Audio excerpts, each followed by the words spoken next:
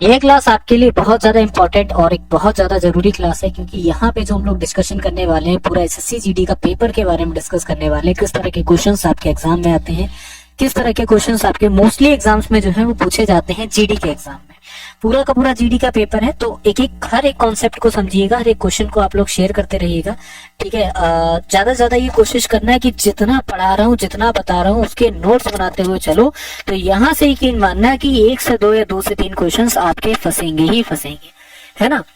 जैसे पहला क्वेश्चन आपके सामने यहाँ पर लिखा हुआ है कि सही वर्तनी वाले शब्द को चुन के बताओ कि यहाँ पर क्या है, कि सुषमा है, सुषमा है, सुषमा है, या फिर आपका सुषमा है। सही वर्तनी वाला जो शब्द हो जाता है वो आपका डी वाला ऑप्शन हो जाता है, ठीक है। सुषमा जो है वो आपका यहाँ पे सही ऑप्शन आंसर होगा। पल्ला पकड़ना मुहावरे का अर्थ आपको बताना है क्या होता है, कि भाई पल्ला पकड़ लिया, इसका अर्थ क्या है। पल्ला पकड़ने का अर्थ ये होता है कि जब आपका पल्ला पकड़ लिया है, बस आपसे अपना काम बना रहा है। मतलब वो क्या कह रहा है यहाँ पे, पल्ले पकड़ने का मतलब ये है कि वो आपसे सहारा ले रहा है, ठीक है ना। क्या कर रहा है, वो सहारा ले रहा है और कुछ भी नहीं कर रहा है। सादा जीवन डैश विचार ही जीने का मूल मंत्र होना चाहिए। देखो बहुत ही अच्छी चीज है, आपने सुनी होगी कई बार कि भाई सादा जीवन और उच्च विचार है ना, कि हमारा सादा जीवन है, उच्च विचार है हमारे, और हमें कुछ नहीं चाहिए, और यही एक अच्छा जीने का मूल मंत्र भी हो जाता है ना। तो ऑप्शन नंबर आपका ए है। अगला देखो कि जो स्त्री विद्वान हो, इस वाक्यांश के लिए एक सार्थक शब्द दीजिए, ठीक है ना। कोई एक स्त्री जो बहुत ज्यादा विद्वान है उसके लिए क्या सार्थक शब्द क्या होगा, कि भाई जो स्त्री जो है बहुत ज्यादा बहुत ज्यादा विद्वान है उसके लिए विदुषी बोला जाता है। क्या बोला जाता है, विदुषी बोला जाता है। ठीक उसी तरीके से विजित भी तो लिखा हुआ है। विजित का मतलब होता है कि जिसको जीत लिया गया हो, ठीक है ना। क्या हो जाता है यहाँ पर इसका मतलब आपका होता है जिसको जो है यहाँ पे जीत लिया गया हो, उसको आपका क्या बोला जाता है, उसको आपका विजित बोला जाता है, ठीक है, जिसको जीत लिया गया हो, है ना। ये वाला क्लियर हो गया। इसी के अलावा आपके सामने लिखा है विज्ञ का मतलब क्या होता है, ठीक है। विज्ञ का मतलब होता है जिसकी जानकारी बहुत अधिक हो, ठीक है। कोई ना कोई आपके फ्रेंड सर्कल में ऐसा होगा जिसकी जो जानकारी है ना, वो जानकारी जो है बहुत अधिक होगी, ठीक है ना। क्या हो जाएगी, जानकारी जो है बहुत ज्यादा अधिक होगी, उसको आपका क्या बोलेंगे, विदुर बोलेंगे, सॉरी हाँ विज्ञ बोलेंगे, ठीक है। अब विदुर किसको बोलते हैं, ये भी तो क्लियर होगा। विदुर बोलते हैं जिस पुरुष की पत्नी जो है मर चुकी है, ठीक है ना। जो कोई पुरुष है उसकी जो पत्नी है, वो जिसकी पत्नी जो है ना मर चुकी है, उसको आपका क्या बोला जाता है, उसको आपका यहाँ पे विदुर बोला जाता है, ठीक है। यहाँ पे समझ आना, उसको आपका विदुर बोलते हैं। अगला क्वेश्चन। सभी दोस्तों के रिक्वायरमेंट पे एक बहुत बड़ा ऑफर लेके आ चुका हूँ मेरे दोस्त। इस प्रैक्टिस सेट के ऊपर आपके लिए एक अच्छा ऑफर है, जहाँ से कि अब आपको ये प्रैक्टिस सेट लगाओगे और सबसे सस्ता प्रैक्टिस सेट मिलने वाला है आज तक के यूट्यूब के इतिहास में। दोस्त जो ऐसे जीडी के हमारे 15 प्रैक्टिस सेट की मैं सीरीज लेकर आया हूँ, उसके अंदर मैंने आपको कहा था मेरे भाई कि इन 15 प्रैक्टिस सेट जो आपके सामने हैं हमारे YouTube channel all exam class के ऊपर, जिससे आप कैसे प्राप्त कर सकते हो, तो ये व्हाट्सअप नंबर आपके सामने दिया है, इस पर मैसेज कीजिए। और ये प्रैक्टिस सेट जो आपको 300 रुपये मिलते हैं, उनकी मैंने प्राइस रखी थी गुण 50 रुपये। अब इनसे भी माइनस करके मेरे दोस्त मैंने कर दिया है 30 रुपये, मात्र 30 रुपये अंतिम दिनों में इस प्रैक्टिस सेट को आपको लगाने के लिए। गुण 50 से भी माइनस करके, क्योंकि बहुत सारे बच्चों का कमेंट आ रहा है सर हम इतना पैसा पे नहीं कर पा रहे हैं, पास पैसे नहीं है, तो उसके लिए मैंने मात्र 30 रुपये कर दिए हैं। और 15 प्रैक्टिस सेट मिल रहे हैं, यानी 2 रुपये में एक प्रैक्टिस सेट जरूर लगाना चाहिए अगर सिलेक्शन चाहिए, क्योंकि 70% कोर्स से इस प्रैक्टिस सेट से ही मिलने वाला है आपको। तो देखते हैं कितने बच्चे लगाते हैं, बढ़ते हैं क्वेश्चन की ओर मेरे भाई। मैंने एक गाय और एक भैंस खरीदा या फिर खरीदे, ठीक है। मैंने एक गाय और एक भैंस क्या हो जाएगा यहाँ पे, तो आप बोलोगे सर खरीदी है, ठीक है। चलिए, निम्नलिखित में से शुद्ध वर्तनी वाला शब्द कौन सा है बताना। निष्पक्ष है या फिर आपका निष्पक्ष है। तो यहाँ पे सही वर्तनी वाला शब्द बताना है कि आपका क्या हो जाएगा, तो आप ये बोलोगे कि सर सही वर्तनी वाला शब्द जो है निष्पक्ष, ये जो है हमारा क्या हो जाएगा, करेक्ट ऑप्शन आंसर हो जाएगा, ठीक है। भीगी बिल्ली बनना मुहावरे का अर्थ आपको बताना है क्या है। भाई कोई इंसान जो है भीगी बिल्ली बन चुका है, इसका अर्थ क्या होगा, कि कोई इंसान भीगी बिल्ली बन गया, बहुत ज्यादा चालाक बन रहा है, या फिर गिड़गिड़ा रहा है, गायब हो जा रहा है, कि भाई भीगी बिल्ली बन गया। भीगी बिल्ली मतलब बहुत ज्यादा सहम गया। भाई बिल्ली को पानी से डर लगता है, ठीक है। जब उसके ऊपर पानी डाल दोगे वो तो सहम जाएगी बिल्कुल, अरे अरे भागो भागो भागो, है ना। पोषक का विलोम शब्द आपको बताना है क्या होगा। तो पोषक का जो विलोम शब्द है आपको बताना है यहाँ पे, तो पोषक का विलोम शब्द हो जाएगा शोषक हो जाएगा, ठीक है ना। क्या हो जाएगा आपका यहाँ पे विलोम शब्द शोषक हो जाएगा। जिस तरीके से छीड़ का विलोम शब्द आपका क्या होता है, छीड़ का हो जाता है आपका पुष्ट हो जाता है, ठीक है। तोषक का आपका यहाँ पर क्या हो जाता है, तो आप ये बोलोगे तोषक नहीं, जिस तरीके दुर्बल का आपका हो जाता है सबल हो जाता है, ठीक है ना, क्या हो जाता है, सबल हो जाता है। तो ये भी आपका यहाँ पर हो जाएगी, किसी तरीके का कोई इसका अर्थ भी नहीं है, ठीक है। चलिए, उस विकल्प का चयन कीजिए जो निम्न मुहावरे का अर्थ व्यक्त करता है। भाड़ झोंकना, ठीक है, ढील दे दी, थक जाना, व्यर्थ समय या फिर निराश हो जाना। तो इसका अर्थ क्या हो जाएगा कि भाई भाड़ झोंकने का मतलब होता है कि पूरा पूरा जो आपने है एक समय बिल्कुल ही अपना व्यर्थ कर दिया है, समय जो है बिल्कुल खराब कर दिया है, और ये जो है इसका सही उत्तर होगा। अब समझो यहाँ पे ढील देने का मतलब होता है आजाद छोड़ देना, ठीक है ना। ढील देने का मतलब क्या हो जाता है यहाँ पे कि क्या कर दिया है, यहाँ पे आजाद छोड़ दिया, ठीक है ना, क्या हो जाएगा यहाँ पे, आजाद छोड़ दिया है, इसका अर्थ हो जाता है। थक जाने का मतलब क्या होता है, थक जाने का मतलब होता है अंग अंग ढीला होना, ठीक है ना, क्या हो जाता है कि भाई अंग अंग जो है वो यहाँ पर क्या हो चुका है, ढीला हो गया है, ठीक है, ये यहाँ पे इसका अर्थ हो जाएगा। निराश हो जाने का मतलब क्या होता है कि क्रोधित होना, ठीक है ना। निराश हो जाने का मतलब आपका क्या हो जाता है कि बहुत ज्यादा क्रोधित हो गए हो, कोई क्रोधित हो गया है, या फिर उसका उदास होना हो जाता है, ठीक है ना, क्या हो जाता है, उदास होना हो जाता है, दोनों ही आपके एक ही मतलब है, ठीक है। निम्नलिखित में से शुद्ध वर्तनी वाला शब्द आपको बताना है कौन सा है, ठीक है, यहाँ पर आपको शुद्ध वर्तनी वाला शब्द बताना है कि हमारा कौन सा है, पुष्कर, दुष्कर, दुष्कर या फिर दुष्कर। तो शुद्ध वर्तनी के शब्द के बारे में अगर हम लोग यहाँ पे बात करते हैं तो हमारा क्या हो जाएगा, तो बोलेंगे सर दुष्कर जो है, पुष्कर जो है वो हमारा क्या हो जाएगा, शुद्ध वर्तनी का शब्द है। अगला क्वेश्चन देखिए आपके सामने कि दिए गए शब्दों में विलोम शब्द को चुनिए। आदान का विलोम शब्द आपको बताना है क्या होता है, तो आदान का होता है प्रदान होता है, ठीक है। अगला है कि दिन में डैश में ठंडक है, दिन में क्या है, दिन के मौसम में, ऋतु में, जलवायु में। तो सीधी सी बात है, दिन में हमारा क्या हो जाता है, दिन में हमारा मौसम हो जाता है, उस मौसम में क्या हो जा रही है, ठंडक हो जा रही है, ठीक है ना, ये गर्मी हो जा रही है। तो मौसम हमेशा याद रखना, जलवायु जो होती है वो आपके एक एरिया की होती है, ठीक है ना, क्या होती है, एक एरिया की होती है, फिर आप याद रखो कि एक क्षेत्र की जलवायु होती है, ठीक है। और शीत, ये तो खुद एक क्या है अपनी यहाँ पे ऋतु है, ठीक है। और ऋतु तो अपने हिसाब से होती है, गर्म होती है, ठंड होती है, तो उसमें तो आप कहीं नहीं सकते हो, ठीक है। दिए गए वाक्यांश के लिए एक शब्द चुनिए कि इस लोक से संबंधित है। अलौकिक, इस लोक से जो कुछ भी संबंधित है उसको आपका क्या बोलते हैं, उसको आपका लौकिक बोलते हैं, ठीक है ना, क्या बोलते हैं, लौकिक। और अलौकिक का मतलब क्या होता है, अलौकिक का मतलब होता है जो इस लोक में संभव ही ना हो, जो आपका इस लोक में क्या ना हो, इस लोक में आपका संभव ही ना हो, ठीक है ना, संभव ना हो, उसको आपका अलौकिक बोला जाता है ना। और इसी तरीके से लौकिक का मतलब जो इस लोक से संबंधित हो, ठीक है। तो ये लौकिक अलौकिक एक दूसरे के विलोम शब्द है। बिजली का आपको समानार्थी शब्द बताना है, यहाँ पर क्या हो जाएगा, तो बहुत आसान है। बिजली का जो समानार्थी शब्द है यहाँ पे दामिनी, ठीक है ना, क्या हो जाएगा, दामिनी हो जाएगा। बिजली का एक समानार्थी शब्द नहीं होता है, बिजली के कई समानार्थी शब्द होते हैं, जैसे कि एक हो जाता है आपका तड़ित हो जाता है, ठीक है, एक आपका क्या हो जाता है, एक आपका विद्युत हो जाता है, एक आपका चंचला हो जाता है, ठीक है ना, क्या हो जाता है, चंचला हो जाता है, एक आपका चपला हो जाता है, ठीक है ना, क्या हो जाता है, चपला हो जाता है ना। उसी तरीके से यामिनी किसका है, यामिनी का जैसे तमी हो जाता है, ठीक है ना, क्या हो जाता है, यहाँ पे तमी हो जाता है। इसके अलावा निशी हो जाता है, ठीक है, क्या हो जाता है, निशी हो जाता है। त्रियामा हो जाता है, ठीक, क्या हो जाता है, त्रियामा हो जाता है। या फिर विभावरी हो जाता है, ठीक है ना, क्या हो जाता है, विभावरी हो जाता है। शर्वरी का मतलब क्या होता है, शर्वरी का मतलब आपका होता है रात हो गया, रात्रि हो गई, ठीक है ना, ये सारे इसके मतलब हो गए। इसको निशा भी बोलते हैं, ठीक है ना, क्या बोलते हैं, इसको निशा भी बोलते हैं। अटवी का मतलब क्या होता है, अटवी का मतलब होता है वन, ठीक है ना, वन हो गए, है ना, जंगल हो गया, ठीक है, जंगल हो गया, वन हो गए। और जैसे मतलब विपिन भी इसको बोलते हैं, क्या बोलते हैं, विपिन भी इसको बोलते हैं, ठीक है।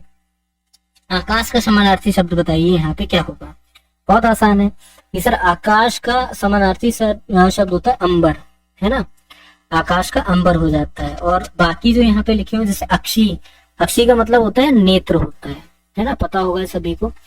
और जैसे कि नेत्र हो गया, अंबक हो गया, इसको आपका बोलते हैं। और अंबर में, अंबर का तो पता ही है आपको, ठीक है। अतुल का मतलब आपका होता है आसमान, ठीक है ना, अतुल का मतलब भी आपका क्या हो जाता है, आसमान हो जाता है, ठीक है।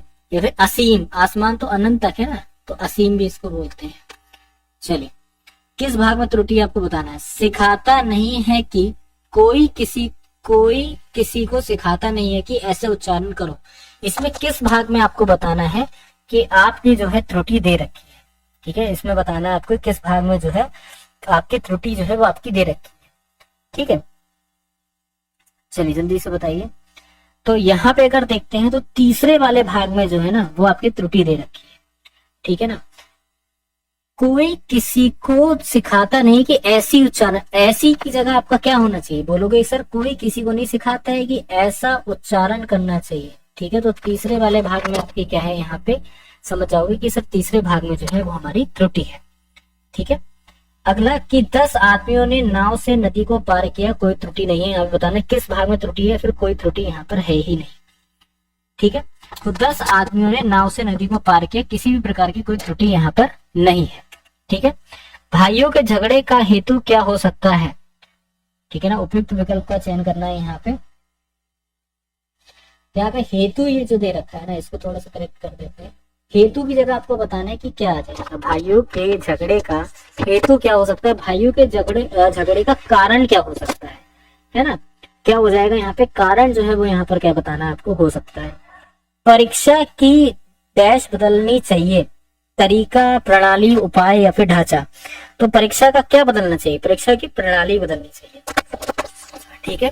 तो क्या बदलना चाहिए हमको यहाँ पे, तो परीक्षा की जो प्रणाली है उसको चेंज करना चाहिए। फिर देखना चाहिए कि एग्जाम करवाने में या फिर नंबर्स में क्या डिफरेंस जो है यहाँ पे आ रहा है, ठीक है। क्लियर यहाँ तक। अगला क्वेश्चन देखते हैं। अगले क्वेश्चन पे देखते हैं हमारे सामने क्या लिखा होगा। अगला है जो पुरुष लोहे की तरह बलिष्ठ है उसको क्या बोलते हैं। जो पुरुष जो है लोहे की तरह बलिष्ठ होता है उसको आपका लौह पुरुष बोलते हैं, ठीक है। क्या बोला जाता है उसको, हमेशा याद रखना, लौह पुरुष बोलते हैं।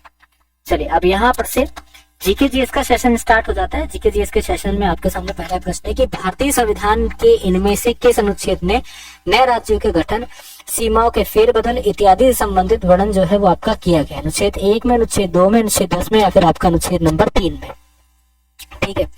क्वेश्चन को फिर से पढ़ो कि भारतीय संविधान के इनमें से किस अनुच्छेद में नए राज्यों के गठन और सीमाओं के फेरबदल इत्यादि के संबंधित वर्णन करा गया है। कि जो हमारा कोई भी एक नया राज्य है उसको गठित करा जा सकता है, किसी भी राज्य का विघटन करके या तोड़ के या दूसरा राज्य जो है बना सकते हैं।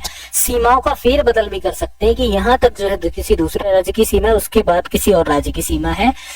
बाकी ये सारी चीजों का जो वर्णन है वो आपका किस में मिलता है, तो आप यहाँ पर याद रखना कि अनुच्छेद नंबर 3 में जो है वो यहाँ पे मिल जाता है, ठीक है। अब अनुच्छेद 1 में क्या मिलता है, तो अनुच्छेद 1 में आप लोग याद रखोगे कि जो संघ होता है ना, संघ का जो नाम होता है, ठीक है ना, संघ हो जाता है, संघ का जो नाम होता है, और जो राज्य क्षेत्र होता है, ठीक है ना, क्या हो जाता है, राज्य क्षेत्र होता है, ये यहाँ पे हो गया। और अनुच्छेद 2 में क्या होता है, अनुच्छेद 2 में होता है कि जो संसद होती है, ठीक है ना, संसद क्या करती है, विधि के द्वारा नए राज्य बनाती है। संसद क्या करती है, विधि के द्वारा नए राज्यों में प्रवेश की स्थापना देती है। जो नए राज्य होते हैं उनमें प्रवेश की स्थापना देती है, वो किस में हो जाता है, अनुच्छेद नंबर आपके 2 में हो जाता है। अनुच्छेद 10 में आपका क्या होता है कि नागरिकता के अधिकारों को बना रहे। जो नागरिकता के जो अधिकार है, ठीक है, वो नागरिकता के जो अधिकार हो जाते हैं वो यहाँ पर क्या हो जाए, यहाँ पर आपके बने रहे, ठीक है ना, ये हो जाता है। चलिए अगला देखेंगे क्या है कि भारतीय सुरक्षा बल के सर्वोच्च कमांडर कौन है। भारतीय सुरक्षा बल के जो सर्वोच्च कमांडर है वो यहाँ पे कौन हो जाते हैं, सिंपल सी बात है। भारतीय सुरक्षा बल के जो हमारे सर्वोच्च कमांडर है, इनमें जो नाम दे रखा है उस हिसाब से हमारे प्रणब मुखर्जी हो जाएंगे, ठीक है। क्वेश्चन ये जो है थोड़ा सा पुराना है, ठीक है, तो इसको इतना मत ध्यान में। तो अगले क्वेश्चन पे बढ़ते हैं कि भारत के राष्ट्रपति के संबंध में निम्नलिखित में से कौन सा सत्य नहीं है। वह प्रधानमंत्री मंत्रालय के परिषद की नियुक्ति करता है, राष्ट्रपति देश का प्रथम नागरिक होता है, ये रक्षा बलों का सर्वोच्च कमांडर है, या फिर वह राष्ट्रीय आपातकाल की घोषणा नहीं कर सकता है। अब आपको बताना है कि कौन सा जो है वो आपका सत्य नहीं है। देखो अगर हम लोग यहाँ पे बात करते हैं डी वाला क्यों सत्य नहीं है, कि क्योंकि राष्ट्रपति एकमात्र ऐसा व्यक्ति है जो देश के अंदर लगे आपातकाल की घोषणा करता है, ठीक है ना, ये क्लियर होगा। और आपातकाल की घोषणा भी आपको पता है कि 3 तरीके के कार्यों में, 3 तरीके के जब भी यहाँ पे चीजें बनती हैं तब राष्ट्रपति के द्वारा आपातकाल की घोषणा करी जाती है, आपातकाल जो है वो आपका लग जाता है, ठीक है ना। भारत का राष्ट्रीय वृक्ष आपको बताना है कौन सा है, बरगद है, आम है, सौल है, या फिर आपका पीपल है, साल या पीपल, ठीक है। देखो यहाँ पे बता देते हैं, राष्ट्रीय वृक्ष जो है वो आपका क्या है, बरगद है, कुछ चीजें और समझो। आज राष्ट्रीय वृक्ष पूछा है, कल से आपको मान लो अगर आपसे क्या पूछ ले कि भाई राष्ट्रीय पक्षी क्या है, तो आप याद रखोगे कि सर ने बता रखा है कि मोर जो है वो हमारा यहाँ पे राष्ट्रीय पक्षी हो जाता है। राष्ट्रीय गीत आपसे पूछ ले हमारा क्या है, तो आप याद रखेंगे कि वंदे मातरम जो है वो हमारा क्या हो जाता है, यहाँ पे राष्ट्रीय गीत हो जाता है। ठीक है, इज दैट क्लियर? चलिए, जनगण मन को संविधान सभा द्वारा आधिकारिक रूप से भारत के राष्ट्रगान के रूप में कब स्वीकार किया गया था? जनगण मन को बताना कब आपका स्वीकार करा गया था। आधिकारिक रूप से अगर हम लोग यहाँ पे बात करते हैं तो इसको 24 जनवरी 1950 में स्वीकार कर लिया गया था। बोलेंगे सर 24 जनवरी 1950 में यहाँ पे क्या हो जाता है, इसको एक तरीके से राष्ट्रीय गान के रूप में यहाँ पे चुन लिया गया। तो सबसे पहले अगर पूछा जाए कब गाया जाता है, तो भी आप याद रखोगे कि सबसे पहले अगर गाने के बारे में बात करते हैं तो सबसे पहले ये जो राष्ट्रीय गान आपका हमारा राष्ट्रीय गान जो हो जाता है वो 27 दिसंबर 1911 में सबसे पहले आपका गाया जाता है। ठीक है ना। और कहाँ पे गाया जाता है, तो आप ये भी याद रखोगे कि जो कलकत्ता का अधिवेशन होता है, अधिवेशन हमेशा याद रखेंगे कहाँ के होते हैं, तो अधिवेशन आपके कांग्रेस के अधिवेशन होते हैं। ठीक है, कांग्रेस का अधिवेशन होता है, वो भी कौन सा वाला अधिवेशन होता है, तो कलकत्ता वाला आपका अधिवेशन होता है। ठीक है ना। और किसके द्वारा लिखा गया था, तो ये भी आप लोग को पता होगा कि रविंद्रनाथ टैगोर जी के द्वारा ये जो है वो आपका लिखा गया था।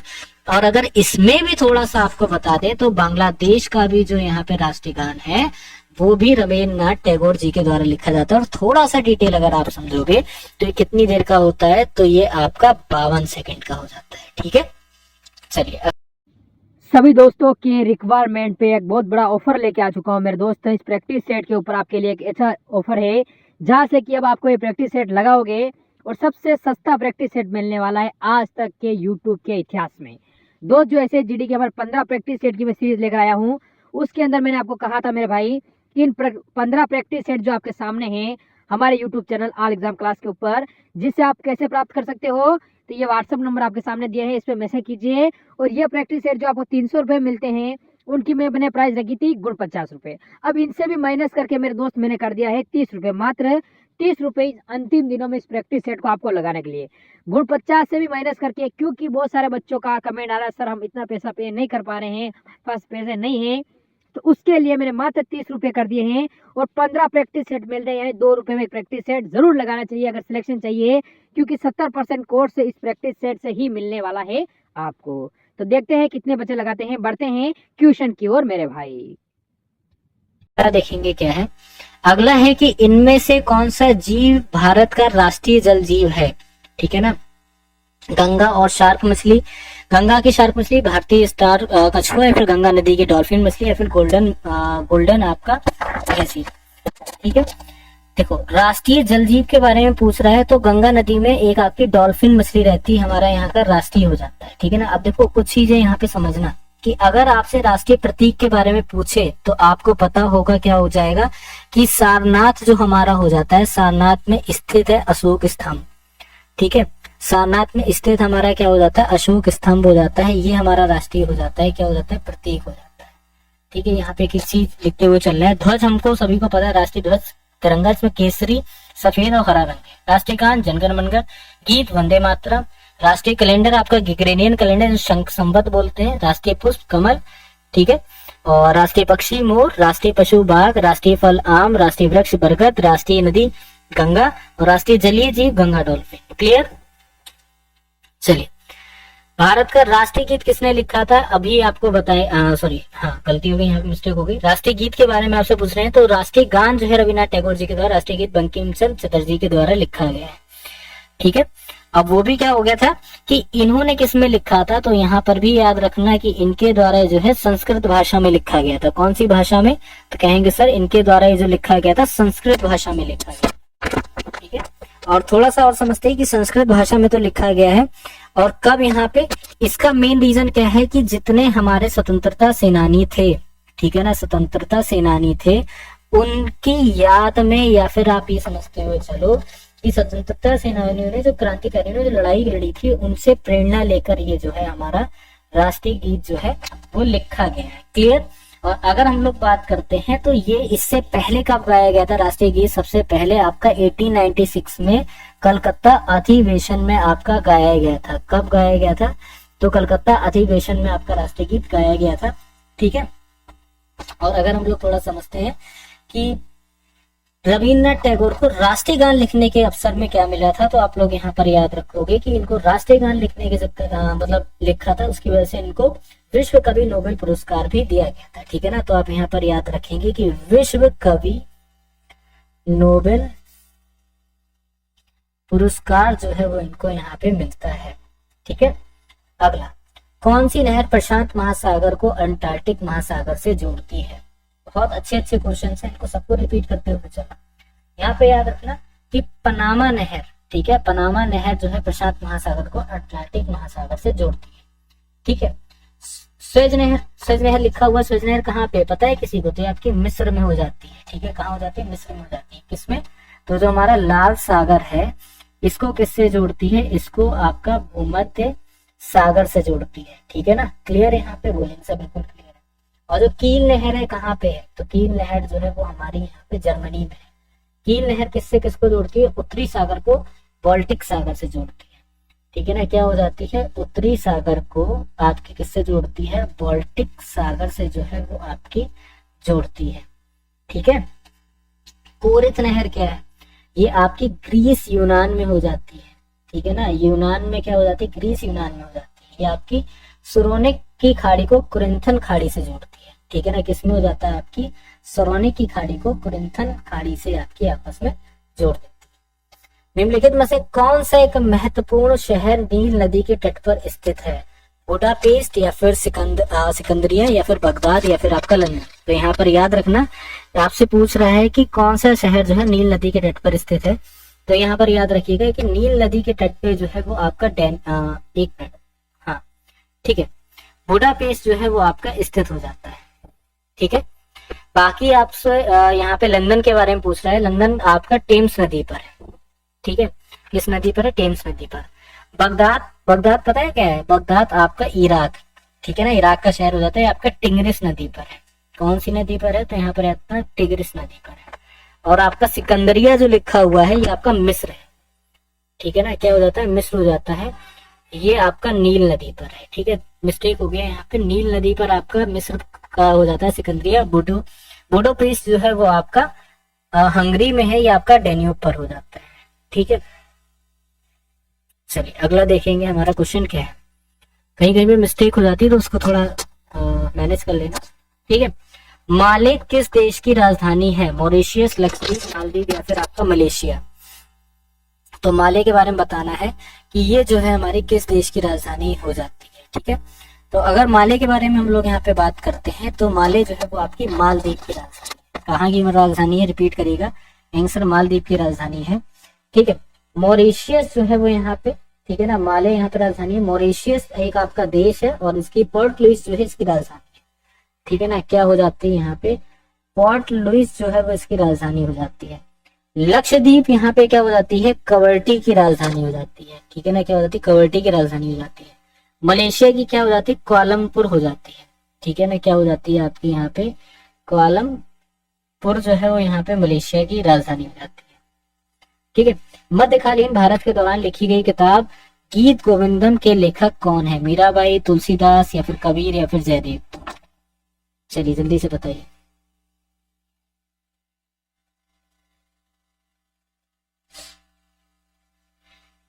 चलो जल्दी से बताओ।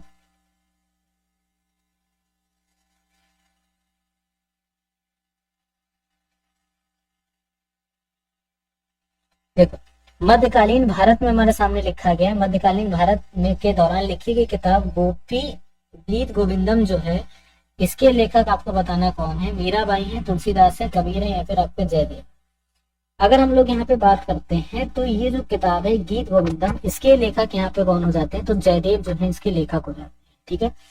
कौन हो जाते हैं? जयदेव हो। गीत गोविंदम हो गया। एक इनकी एक और पुस्तक, इसको रति मंजरी कहते हैं। ठीक है ना। क्या कहा जाता है? इनकी पुस्तक को रति मंजरी बोला जाता है ना। मीराबाई की तो गीत गोविंद टीका है, थोड़ा सा कंफ्यूजन यहाँ पर हो जाएगी। तो इनकी जो है क्या हो जाएगी? गीत गोविंद ठीक है ना, ठीक है, थोड़ा स्पेलिंग सही कर लीजिएगा। और एक इनकी हो जाती है राग गोविंद। ठीक है, कभी कंफ्यूजन होती है आप लोग को कि सर गोविंद तो मोस्टली इनकी किताबों का नाम है, ऐसा नहीं। ठीक है, तुलसीदास जी की सभी को पता होगी, तुलसीदास जी की सबसे पहली किताब रामचरितमानस। ठीक है, क्या हो जाएगी, रामचरितमानस हो जाएगी। और दोहावली इनकी बहुत ज्यादा फेमस है, सभी को पता होगा, इनके द्वारा दोहावली लिखी गई है और गीतावली लिखी गई है, और एक विनय पत्रिका। ठीक है ना, क्या है एक यहाँ पे विनय पत्रिका होगा। ठीक है, कबीरदास जी की अगर बात करते हैं तो कबीरदास जी के बीजक बहुत फेमस। ठीक है ना, बीजक में क्या क्या आते हैं ये समझो। बीजक में आपकी साखी हो जाती है, ठीक है, आपकी सबद हो जाती है, और आपकी रमैनी हो जाती है। ये चीजें जो है इनकी बहुत ज्यादा क्या हो जाती है यहाँ पे फेमस। ठीक है, चलिए अगला देखिए। औरंगजेब के संबंध में निम्नलिखित में से कौन सा कथन जो है गलत है। उसे आलमगीर के नाम से भी जाना जाता था। सत्ता के लिए अपने संघर्ष में औरंगजेब ने अपने भाई के द्वारा लड़ाई में निर्णायक रूप से हराया और अपने पिता को आगरा में ही अपने ही महल में नजरबंद कर दिया। वह शाहजहां मुमताज महल का दूसरा पुत्र था, सॉरी मुमताज का दूसरा पुत्र था, और 18वीं शताब्दी के मध्य में औरंगजेब मृत्यु के बाद मुगल साम्राज्य का पतन होता चला गया। यहाँ पे बताएंगे कि जो हमारा सही उत्तर है वो क्या होगा। ठीक है, मुगलों के बारे में क्वेश्चंस है, मुगलों के बारे में क्वेश्चंस आते हैं एग्जाम के अंदर ज्यादातर, और औरंगजेब के बारे में यहाँ पे आपको बताना है यही कौन सा वाला जो कथन है वो आपका गलत है। ठीक है,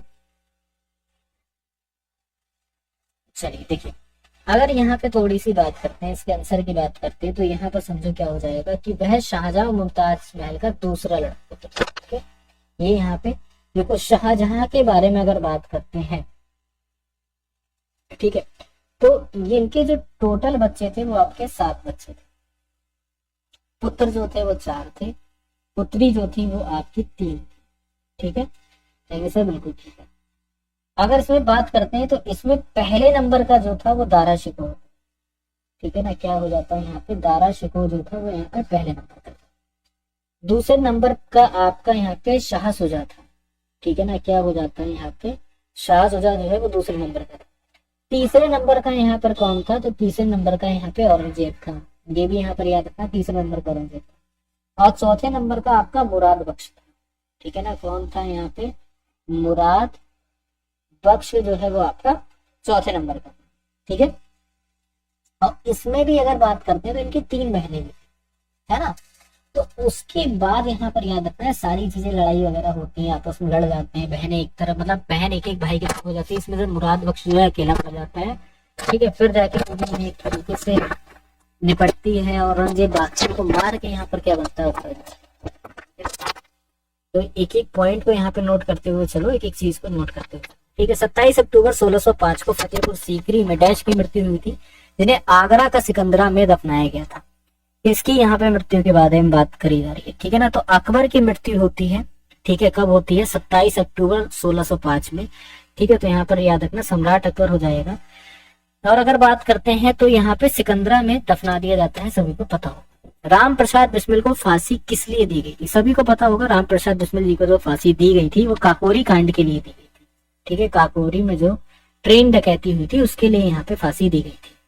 ठीक है, अब अगर बात करते हैं तो क्या असल में ये हमारे क्रांतिकारी थे जो कि हिंदुस्तान रिपब्लिक एसोसिएशन के क्रांतिकारी थे। यहाँ पर ये भी नोट करिएगा किसके क्रांतिकारी थे, तो हिंदुस्तान रिपब्लिक एसोसिएशन के क्या हो जाते हैं यहाँ पे, ठीक है ना, क्रांतिकारी हो जाते हैं। ठीक है, इनके क्या हो जाते हैं, क्रांतिकारी हो जाते हैं। और क्या हुआ था एक्चुअल में, अगर हम लोग यहाँ पे बात करते हैं तो एक ट्रेन आ रही थी। ट्रेन कहाँ से आ रही थी, तो ट्रेन जो है वो आपकी सहारनपुर से आ रही। ठीक है, ये भी यहाँ पे याद रखना, क्या हो रहा होता है, सहारनपुर से ट्रेन आ रही है। और ठीक है, तो वो आपकी 8 डाउन डिब्बों वाली मालगाड़ी थी। ठीक है ना, क्या थी यहाँ पे मालगाड़ी थी 8 डाउन डिब्बों की। कहेंगे सर बिल्कुल ठीक है। अब लखनऊ में एक जगह पड़ती है काकोरी जगह, तो वहां पे क्या हो जाता है, लूट लिया जाता है। वो भी कब लूट लिया जाता है, 9 अगस्त 1925 को आपका लूट लिया जाता है। ठीक है, इस दिन क्या होता है, काकोरी कांड जो है वो आपका हो जाता है। ठीक है, बोलेंगे सर बिल्कुल ठीक है, यहाँ तक हम अच्छे तरीके से समझ गए। अब यहाँ पर से समझो कि इस घटना को काकोरी ट्रेन डकैती जो है नाम दिया जाता है। अब होता है क्या है कि इस कांड में क्या होता है, जो चंद्रशेखर आजाद होते हैं, ठीक है ना, क्या हो जाते हैं, जो चंद्रशेखर आजाद हो जाते हैं, वो तो इसमें बच जाते हैं, ठीक है ना, वो इसमें क्या होता है, बच जाते हैं, वो यहाँ से निकल पड़ते हैं, भाग जाते हैं, ठीक है ना। अब होता है क्या है कि इन पर मुकदमा चलता है, जिसमें से ये 4 इसमें जो हो जाते हैं, 4 इसमें एक तरीके से पूरी तरीके से आप मानते हो चलो, जो अभियुक्ति पाए जाते हैं पूरी तरीके से इस मुकदमे में अपराधी पाए जाते हैं, ठीक है, जिसमें से राम प्रसाद बिस्मिल, जिनको गोरखपुर में यहाँ पर क्या दी जाती है, फांसी दी जाती है, ठीक है ना, कहाँ पर दी जाती है, गोरखपुर। एक आपके होते हैं अशफाक उल्ला खां, ठीक है ना, क्या कौन हो जाते हैं, तो अशफाक उल्ला खां हो जाते हैं। इनको कहाँ पर दी जाती है, तो इनको फैजाबाद में दी जाती है फांसी। कहाँ पर दी जाती है, फैजाबाद में दी जाती है। फिर एक हो जाते हैं रोशन सिंह हो जाते हैं, ठीक है ना, कौन हो जाते हैं, रोशन सिंह हो जाते हैं। तो रोशन सिंह को कहाँ पे दी जाती है, तो इनको आपकी प्रयागराज में दी जाती है, ठीक है ना, कहाँ पर दी जाती है, प्रयागराज। फिर राजेंद्र लाहड़ी हो जाते हैं, ठीक है ना, कौन हो जाते हैं यहाँ पे, राजेंद्र लाहड़ी हो जाते हैं।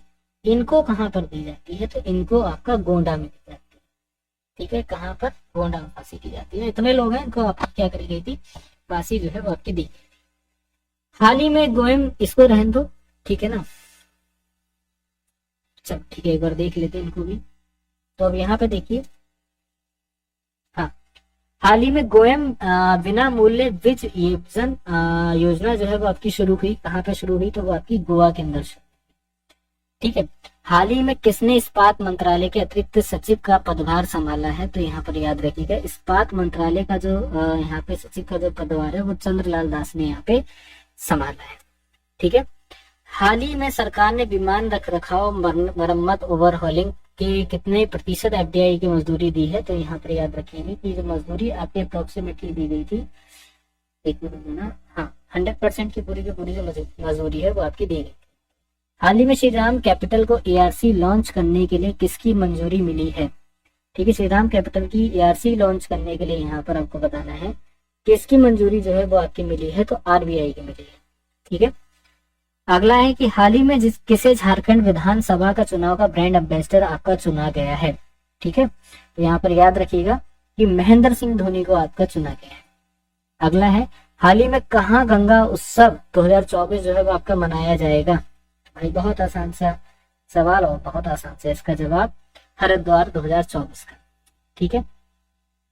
चलिए यहाँ तक क्लियर हो गया होगा। अब आ जाते हैं रीजनिंग के सेशन पे, आ जाती है। मधुमक्खी का रिलेशन भिन भिनाने से दे रखा है, मुर्गियों का रिलेशन आपसे पूछा जा रहा है किससे होगा। तो देखो मधुमक्खी क्या करती है, बड़ा ही भिन भिनाती है, ग्रुप में होंगी, भिन भिन भिन भिन करती रहेंगी। मुर्गियों के बाद क्या होता है, कुटकुटाना होता है, ठीक है, उनके में क्या होता है, कुटकुटाना होता है, कुट कुट कुट कुट कुट कुट कुट कुट करती रहेगी, है ना। चलिए अब ये मत बोल देना कि सर वो हाउलिंग करती है, मधुमक्खी है, मधुमक्खी के भेड़िया नहीं है जो हाउलिंग करेगी, है। अगला देखो क्या है कि आपको बताना है कि अगला जो क्वेश्चन मार्क है, क्वेश्चन मार्क के प्लेस पे सही उत्तर क्या होगा। तो देखो एक तीर, अगर यहाँ पे देखोगे तीर एक्सचेंज होते जा रहे हैं, ठीक है, सबसे नीचे है, सबसे ऊपर आया यहाँ पे, फिर इसका मतलब सबसे ऊपर होना चाहिए। सबसे ऊपर आपका या तो ये होगा या फिर आपका ये वाला हो जाएगा, ये 3 है ना। अब यहाँ पर इस वाले तीर को देखते हैं, ठीक है, ये तीर है, फिर ये आपका यहाँ पे क्या हो रहा है, ये ऊपर गया है, ऊपर के बाद नीचे आया, तो इसका मतलब इसके बाद जब ये आपका जाएगा थर्ड प्लेस पे जाएगा, तो सी वाला आपका करेक्ट ऑप्शन आंसर हो जाएगा। लेमन को आपका यहाँ पे ELMNO में लिखा जाता है, और आपको बताना है कि क्लस्टर को क्या लिखे। देखो सीधी सी बात है, लेमन आपके सामने लिखा है।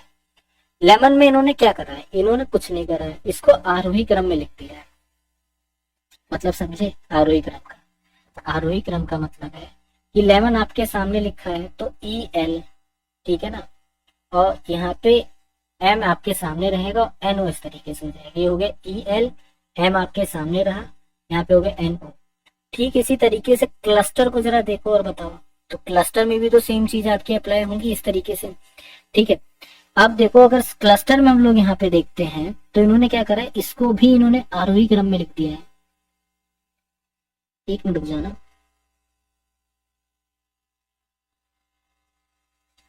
ठीक है। देखो सी को तो सी वैसे लिख रहे देखते हैं, अगर LU को देखते हैं तो L को अगर हम लोग देखेंगे तो E, ठीक है ना, और U E, रुक जाओ थोड़ा सा मिस्टेक है इसमें,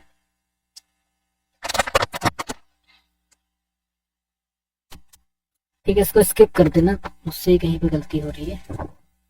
खैर, प्रश्न आकृति आपके सामने दी गई है और आपको ये बताना है कि ये जो प्रश्न आकृति है, ये प्रश्न आकृति किस उत्तर आकृति में जो है वो आपकी छुपी हुई है। ए बी सी डी में से बताइए किस आकृति में जो है वो आपकी प्रश्न आकृति पे छुपी हुई है। ठीक है,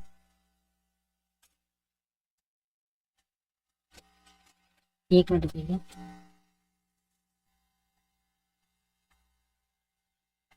चलिए, प्रश्न आकृति आपको पता नहीं कहाँ पे बनी है। अगर आप इसको यहाँ पे गौर से देखोगे तो आपको ये कहेगा, आप ये कहोगे सर हो सकता है बी वाले में बने हुए, है ना, तो ऐसा नहीं है। बी वाले में अगर यहाँ पे आके देखोगे तो यहाँ पे इस तरीके से कि कट लग रहा है और ये ऐसे जा रही है। ठीक है, वो यहाँ पे कहीं पे भी नहीं, तो मतलब ये नहीं होगा। ए वाले में भी अगर हम लोग देखते हैं तो ए वाले में क्या आपका बनता दिख रहा है, नहीं, अगर ये आगे तक ऐसे जाता तब होता, ये भी नहीं होगा। सी वाले में पूरी की पूरी आकृति बनी है, देखो कैसे बनी है। ठीक है, देख अभी दिखाता हूँ सही से।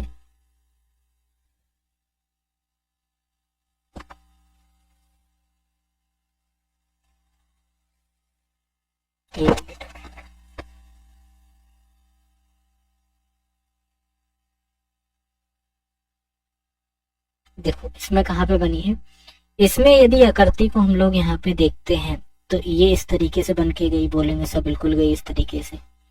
ठीक है, चलिए आप देखिए आकृति ऐसे करके चली गई, बोलेंगे सब बिल्कुल चली गई, और ये आकृति ऐसे आके मिल गई और ये आकृति यहाँ पे ब्लॉक होकर ऐसे चली गई। ठीक है, चलो अगला देखो आपके सामने क्या है कि डिक्शनरी को किसी कोड लैंग्वेज में 20 लिखते हैं, मोबिलिटी को आपका 16 लिखते हैं, टर्मिनेशन आपको बताना है कि टर्मिनेशन को आपका क्या लिखा है। ठीक है, कैसे लिखते हैं पता है, अगर हम लोग यहाँ पे बात करते हैं, ठीक है ना, तो यहाँ पे क्यों लिख रहे हैं, क्या रीजन हो सकता है, तो अगर रीजन यहाँ पे देखते हैं तो यहाँ पे अक्षरों की संख्या रीजन है। कैसे, अगर डिक्शनरी में देखेंगे तो 1 2 3 4 5 6 7 8 9 10, टोटल नंबर ऑफ अक्षर कितने हैं आपके 10 इंटू 2 20 लिख दिया। ठीक है, मोबिलिटी में देखो 1 2 3 4 5 6 7 8, तो 8 इंटू 2 16 लिख दिया, बोलेंगे सब बिल्कुल ठीक है।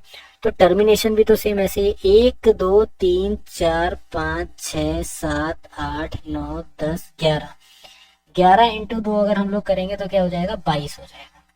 तो 22 ऐसे हो जाएगा, तो मतलब हमारा डी वाला ऑप्शन आंसर करेक्ट हो जाएगा। ठीक है, चलिए 64 का रिलेशन 4 से है, x यहाँ पर आपका है रिलेशन 6 से दे रखा है, x मान लो क्वेश्चन मार्क मान लो, 100 रिलेशन 5, तो आपको बताना है क्वेश्चन मार्क के प्लेस पे जो हमारा सही आंसर है वो क्या होगा। ठीक है, देखो भाई अब ये दे रखा है 4 इंटू 2 की पावर अगर हम लोग 2 कर देते हैं, है ना, 4 इंटू 2 की पावर 2, तो मतलब अगर हम लोग यहाँ पे देखेंगे तो 8 का स्क्वायर जो है कितना हो जाएगा 64 हो जाएगा। हो जाएगा कि नहीं हो जाएगा, कहेंगे सर बिल्कुल हो जाएगा, है ना। अब सेम इसमें 5 इंटू 2 का स्क्वायर कर देते हैं, तो 10 का स्क्वायर कितना होता है, 10 का स्क्वायर आपका 100 हो जाता है। ठीक है, 10 का स्क्वायर जो है वो आपका 100 हो जाता है। अब यही 6 इंटू 2 का यहाँ पर स्क्वायर करते हैं, 6 दूनी 12, 12 का स्क्वायर कितना हो जाएगा 144।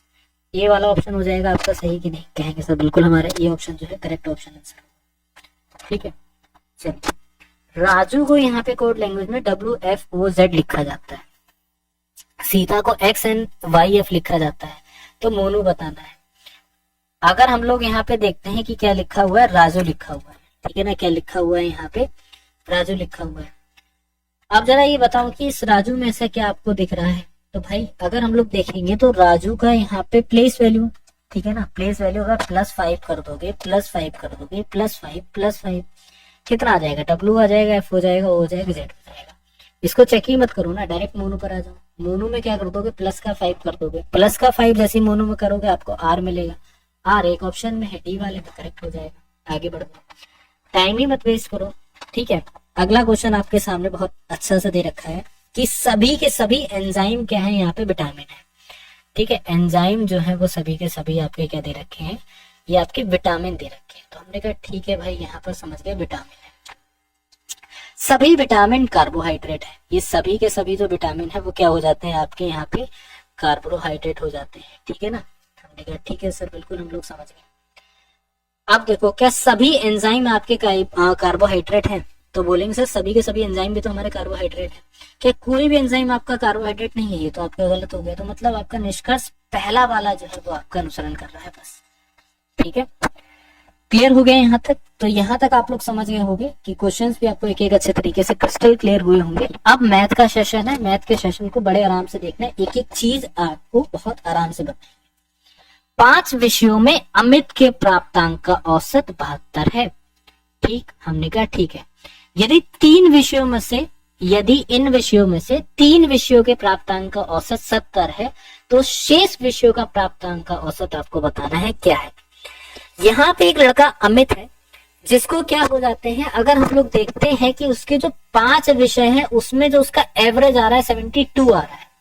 ठीक है ना, 5 विषयों में उसका जो एवरेज आ रहा है वो कितना आ रहा है? 72 आ रहा है। तो टोटल नंबर आपके यहाँ पर कितने हो जाएंगे? 360 हो जाएंगे। बोलेंगे सर बिल्कुल ठीक है।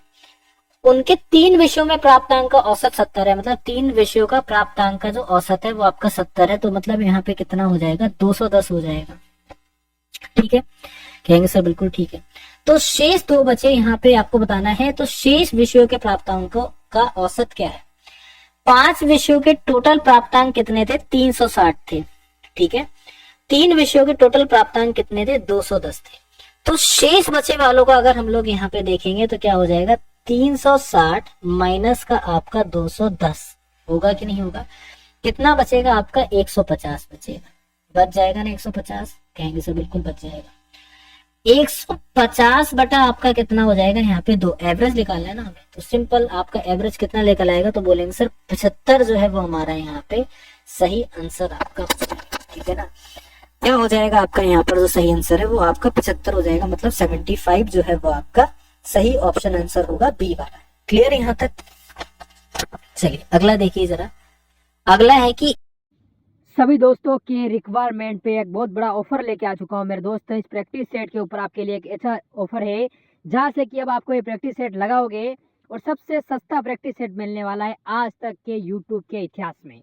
दोस्त जो ऐसे जीडी के हमारे 15 प्रैक्टिस सेट की मैं सीरीज लेकर आया हूँ, उसके अंदर मैंने आपको कहा था मेरे भाई कि इन 15 प्रैक्टिस सेट जो आपके सामने हैं हमारे YouTube channel all exam class के ऊपर, जिससे आप कैसे प्राप्त कर सकते हो। तो ये व्हाट्सएप नंबर आपके सामने दिया है, इस पर मैसेज कीजिए।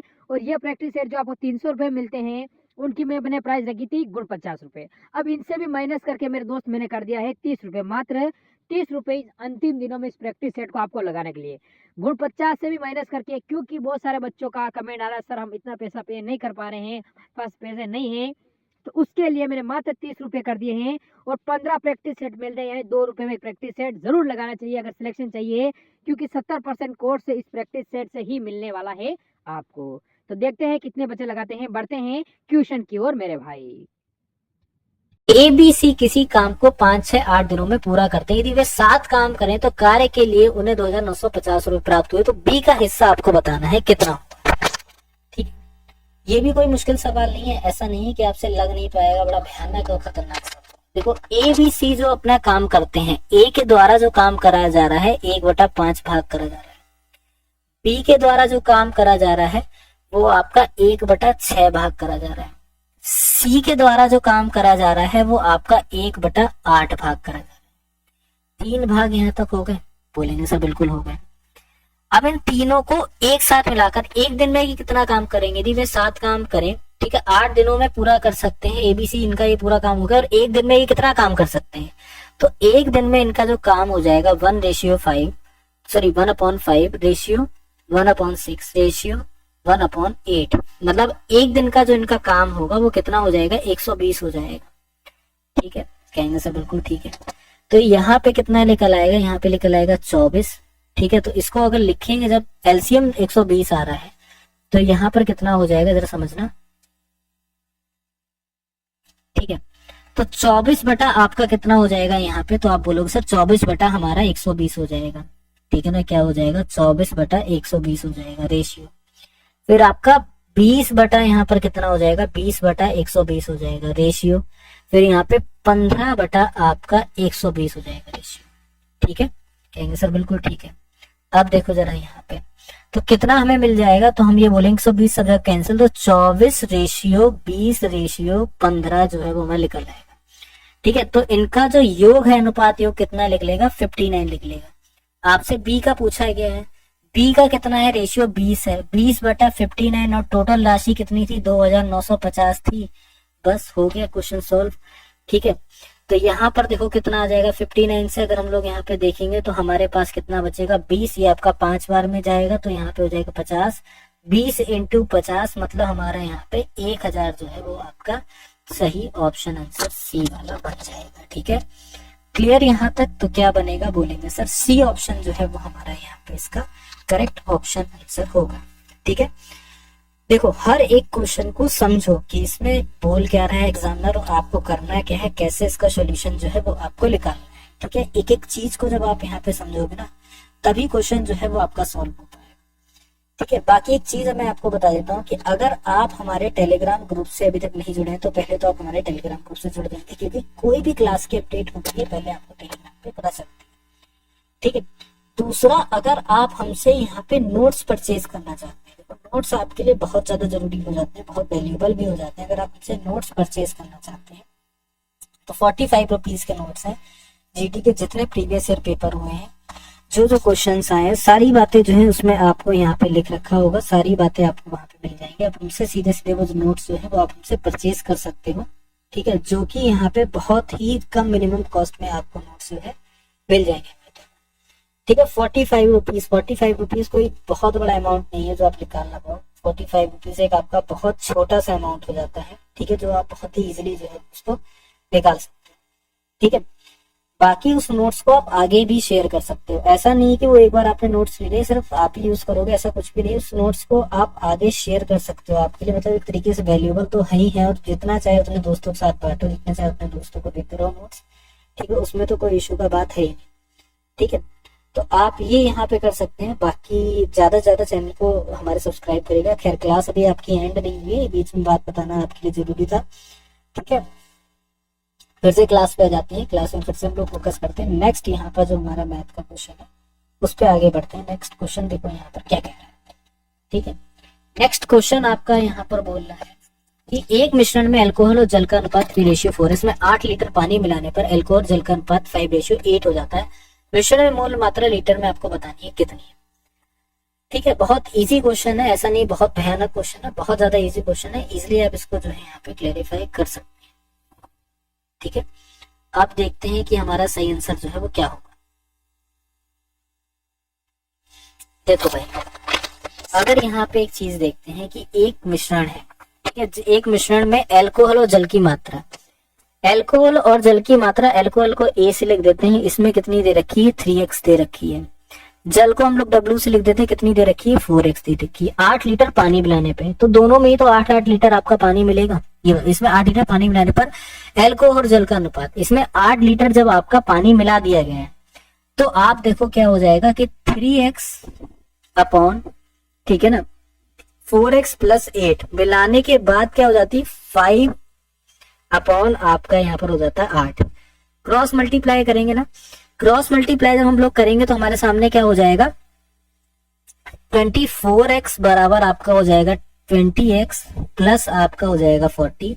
तो 4x बराबर हमारा हो जाएगा 40 और x बराबर हमारा हो जाएगा सॉरी x बराबर 40 अपॉन हमारा हो जाएगा 4। तो यहाँ पे x अपॉन हमारा कितना, x इक्वल्स टू आपका हो जाएगा 10।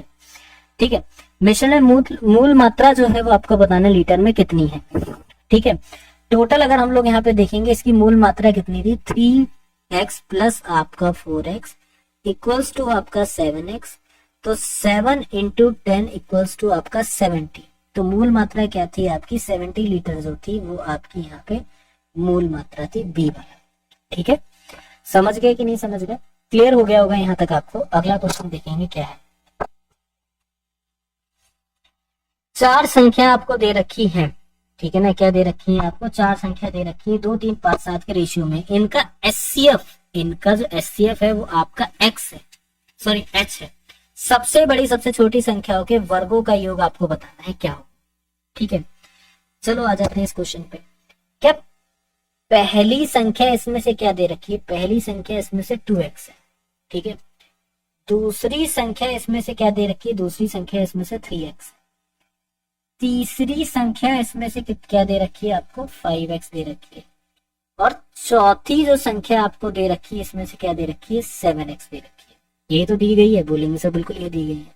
चलो, चारों संख्याओं का HCF आपको 6 दे रखा है। इन चारों की चारों संख्याओं का जो HCF है वो आपको कितना दे रखा है, 6 दे रखा है, हम समझ गए।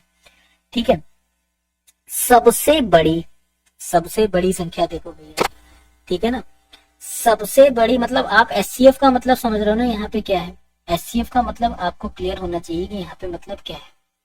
ठीक है, उनका महत्तम समापवर्तक HCF जो है वो आपको 6 दे रखा है। ठीक है, अब देखो जरा, सबसे बड़ी संख्या इनमें से क्या है, सबसे बड़ी संख्या है इसमें से 7x है।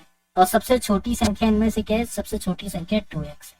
अब पढ़ो, सबसे बड़ी सबसे छोटी संख्याओं का वर्ग मतलब इनका स्क्वायर का योग क्या होगा। ठीक है, 7 के स्क्वायर का योग कितना हो जाएगा, 49x स्क्वायर हो जाएगा, प्लस यहाँ पर कितना हो जाएगा, 4x स्क्वायर हो जाएगा ना।